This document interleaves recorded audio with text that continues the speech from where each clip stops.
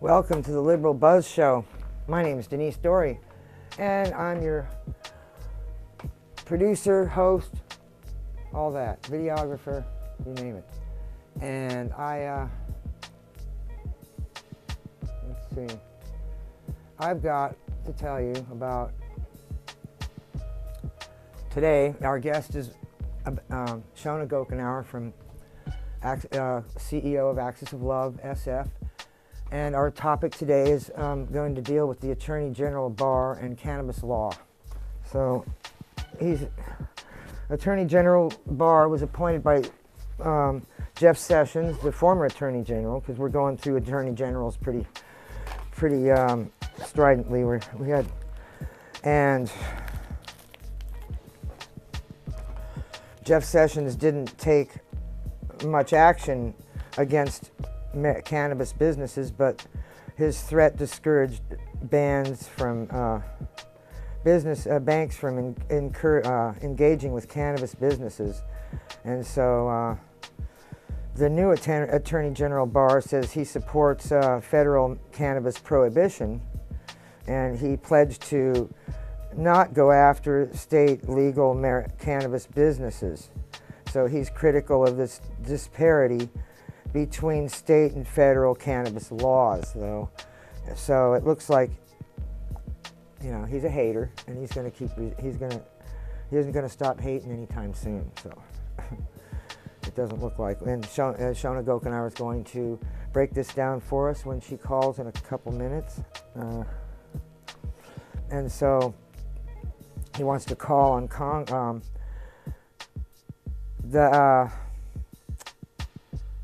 now, there's a guy named Aaron Smith of the National Cannabis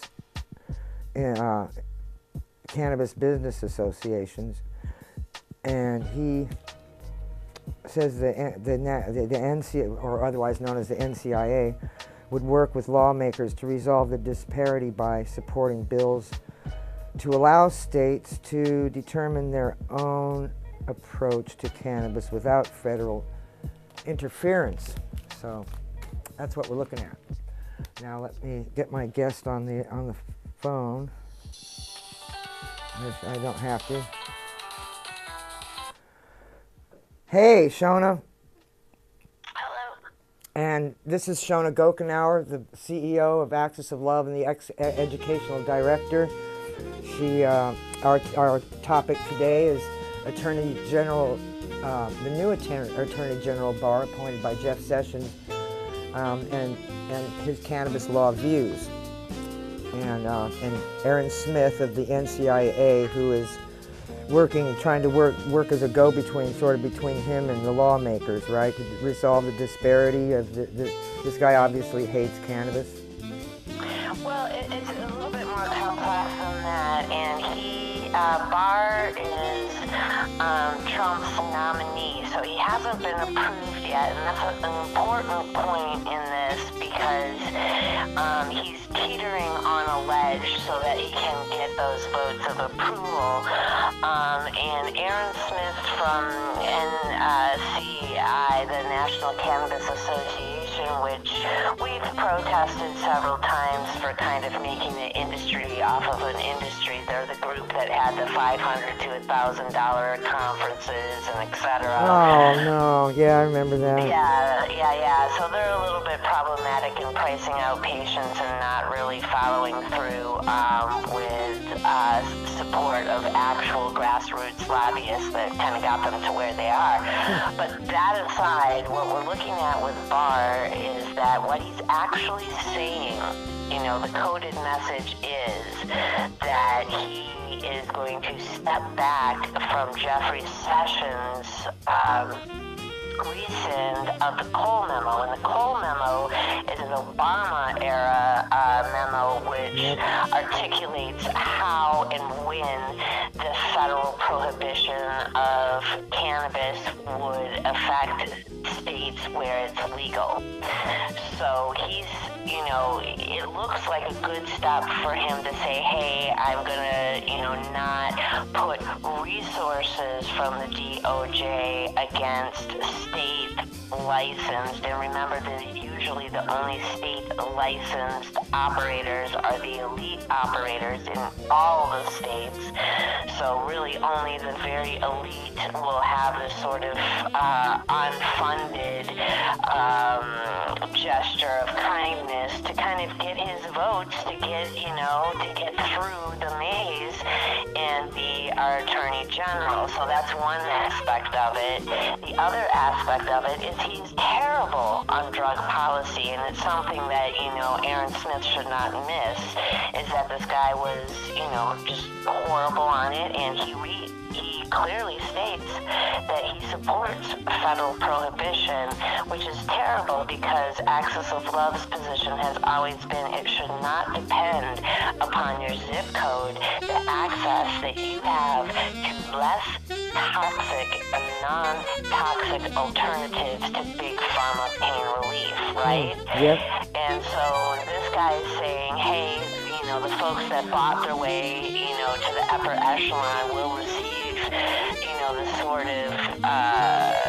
of syndicated government mafia type of protection, but we will not, look at peeling back federal prohibition, which is what lands people in federal prison, right? So we want to see nobody in any prison and everybody in any state having access to clean, affordable, if not free cannabis for pain relief and cancer prevention. The other sort of constellation in this that is mind-boggling is that you have the Surgeon General coming out with what also sounds like a fairly positive statement, saying that, we need to look at how cannabis is scheduled because it's preventing medical research. But that is also coded because we know that Axis of Love's position for, decades now has been that we need that off the controlled substance list, period, and kind of saying that they're going to take it into the zone where the feds can capture the research and be the only ones legally doing that research, and maybe farming out to a couple of elite drug companies that research, and then once again you kind of see a limiting of access with a little bit of an opening for probably like extremely critically ill and etc., right? So these are very, very half-stepped mixed messages that I think people should be aware of, that it's not like it's nothing to rejoice in, and having someone as the Attorney General who is known as, being a prohibitionist, I'm not sure how far that's going to get, but it will definitely get him through the maze of the senators to approve him in the states that have approved cannabis medical and, if they've approved it recreational. And then, I think an important, it really emphasizes the need for local patient advocates to pay attention to what's going on at a congressional and federal level and the changes that we need to back to kind of push back any tricks they may be up to if this nomination goes through. Yeah, it looks like it might go through. Yeah, and that's why I'm saying he's courting the cannabis states to get through it. Issuing a statement like that in his Senate interviews is definitely a sign to me of courtship, but it may be, sort of a half-hearted courturt to just kind of, get to home base, so to say.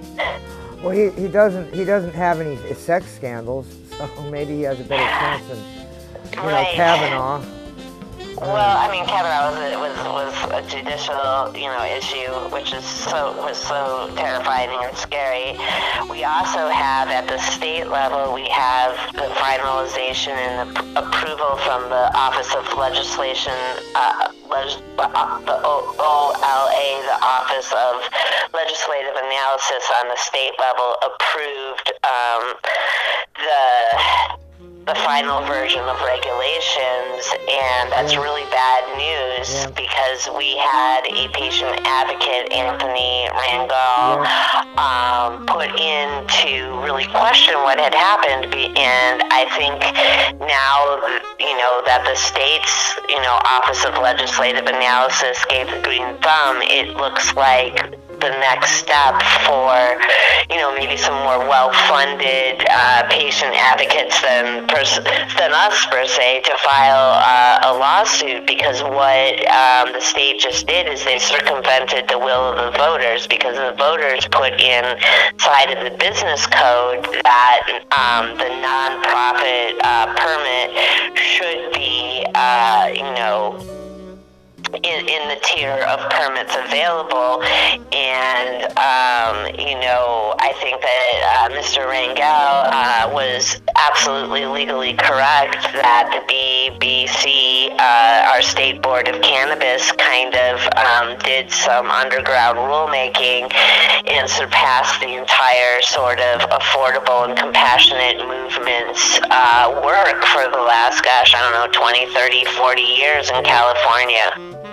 Well, how about this New Hope of Anthony Rangel just posted this about an hour ago. Okay. New Hope, Gavin Newsom and California's compassionate care programs. It says a second wind has hit the sails of those working to get free medical marijuana to California's sick and needy. So, largely driven by a wave of optimistic feelings towards newly elected Governor Gavin Newsom. So it's saying Senate Bill 34, but the newly bill modeled after SB 829, which made it all the way to the governor's desk only to be vetoed, right? Right. But the SB 34 would enable licensed providers to donate free medicinal marijuana to patients in need and exempt them from use taxes on the donated marijuana products. Have you heard anything about this? Right, we've talked about this several times over. What it doesn't allow for is independent groups.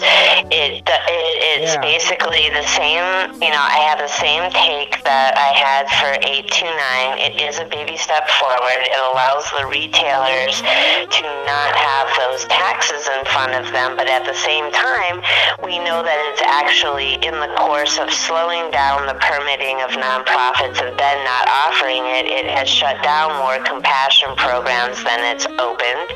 I think that, Mr. Rangel's, being a little bit political there in praising Gavin Newsom and the optimism behind 34, because he probably wants to stay at the table.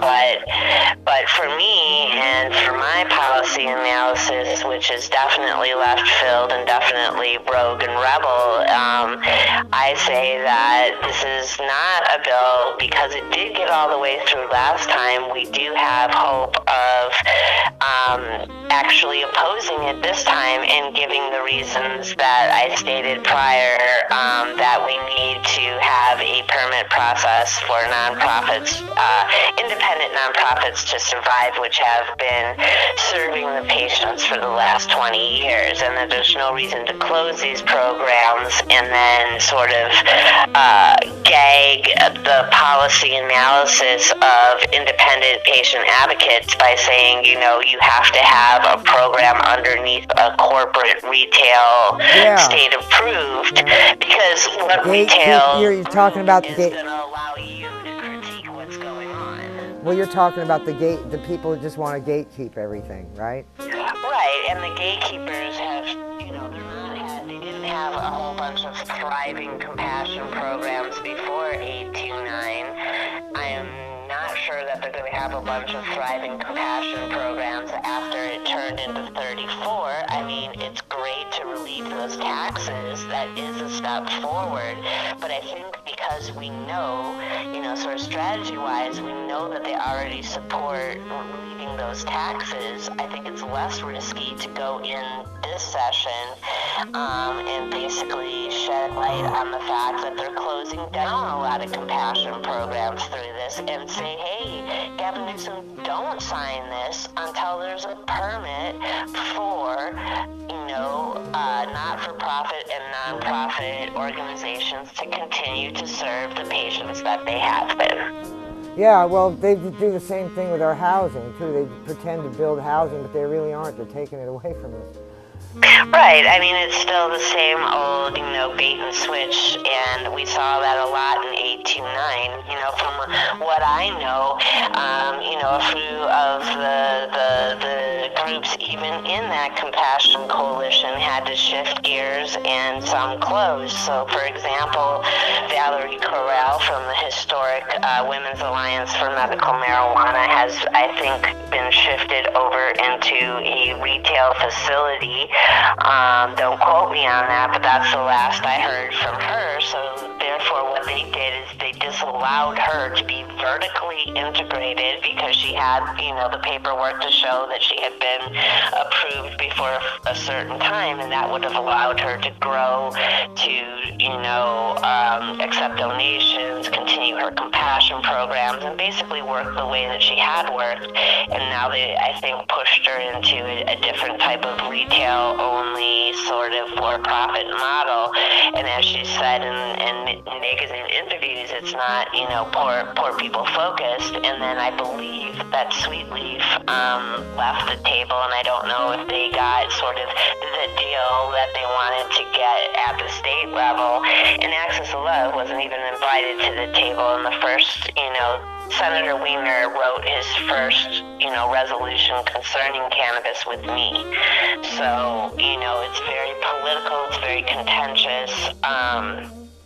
And I think a really critical thing to remember is that, window dressing around policy is often used to close things down, not open them up. It's used to narrow the bridge, not widen it. Yes, it's just posturing, it seems, isn't it? Yeah, I think it's a little bit more than posturing. I do think that it is a positive that we're going to see some steps forward regarding the taxes and compassion, and it's better to have compassion not taxed and allowed than having gone through with what Access of Love warned everybody, because we are policy experts, that all the compassion programs would be pushed out of existence and only a few would survive. And our prediction is correct. The majority of the compassion programs have gone underground, we've had the shutdown of compassion at retail facilities that did have compassion programs, and then we had to top that off, to twist the knife in. Now we have, baked goods and medibles and things like that, just having such a low dosage that the chronically ill, would have to buy 3 or 4 when they used to only buy 1. So as each aspect you look at the poor policy that Drug Policy Alliance has pushed forward, when you look at it, the person that they're always cutting out is the patient. And the people that they're always silencing are the people that can clearly see that, and the people that they're always promoting are the people that are going to commodify this into a very for-profit, limited legal market. Exactly. Well, you saw this coming. I think even when I first started smoking weed, I kind of saw that, a joint someday isn't going to be 50 cents anymore. I knew it was going to be at least 10. Now it's $10, and that's even, probably a bargain. Oh, only $10 a joint. How wonderful. Well, so Shona, August has always what can been people black do to for get us involved? By Devora Major. Well, I think we're going to have to look at when, and every month we die. I believe that Each the month Senate has Bill some triumphs, 34, and which each used to be month 829, carries its own is defeats. still But winding August through at the State August has House, so always we been need to black catch for it us. there and get Black some August folks. since those first We're going to be 20 putting landed in out 1619 next week Jamestown a and petition felt its wet, to hungry lash our cut Assembly those member sturdy David backs as Chu they discovered and to how our deeply Governor shackles Gavin could feed. Newsom because That both of first them 20 of millions are who would from, drown you or know, slave our and did stomping not know grounds of how San many Francisco centuries, to spirit, flesh, and soul demand would stay that bound they by the assure scars the from that survival August of arrival. the traditional We compassion remember programs Nat and Turner. offer We hold on to George you Jackson. know, We do not forget guidelines his brother and Jonathan fair and the permitting others that fell and entrance fall, mirrored warriors after what reaching they're for doing for freedom. social A equity move for house flooded, entrepreneurs burned, of and color crushed that who Philadelphia want to sort August of day. And get August in night when the Watts legal exploded game, black, and they're still reflecting making on that a really fire tremendously sky. difficult too. I mean, And Yeah. always so we have I spoken mean, out. it's all holding Benjamin back Banner the to people Jefferson that they in August say that black. drug policy Frederick reform is Douglass, supposed first to rise abolitionist up. speech Yeah. You know, in instead August we're being black. told, well, you King, either go not to the wrong middle to of the have a line or dream back in of August the black. line. Let's slow After down 45, everybody when blacks else here. Okay, escaped from Shona, the east, the show Japanese is with the actually blues ended, but we're going reached overtime back just a through the little bit. years from their August to ours. Charlie Parker, Louis Armstrong, John Lee Hooker. Mandela was arrested. Not 100 years later in August, still black, always black, black in August. 1619, first Black August, and then annihilation of millions who followed slaves. 1945, Black August for Japan, bomb flash, firestorm, one instant and thousands dead, diabolical. 1999, Istanbul, 40,000 died beneath the earthquake rubble. Earth's darkness trembles, roars. We've known this month for nearly 4